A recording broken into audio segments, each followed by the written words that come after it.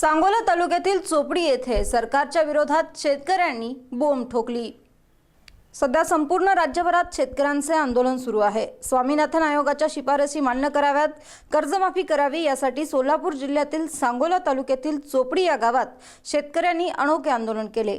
गावातील संपूर्ण व्यवहार बंद ठेवून सर्व शेतकरी व ग्रामस्थ एकत्र येऊन सगळ्यांनी सरकारच्या विरोधात बोंब मारली।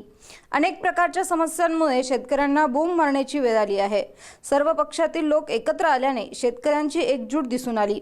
यावेळी रामचंद्र केंगार, उपसरपंच डॉक्टर अशोक बाबर, दगडू बाबर, दिलीप पाटील, अनिल जगदाळे, अनिल चौगुले, तात्यासाहेब बाबर, ॲडव्होकेट शरद यादव, चंद्रकांत बाबर यांच्यासह चोपडी ग्रामस्थ उपस्थित होते।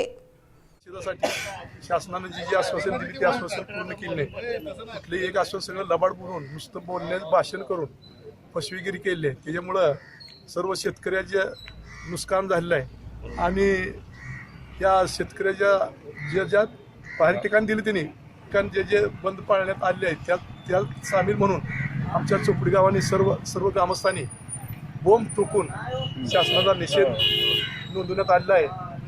याची शासनाने दखल घ्यावी।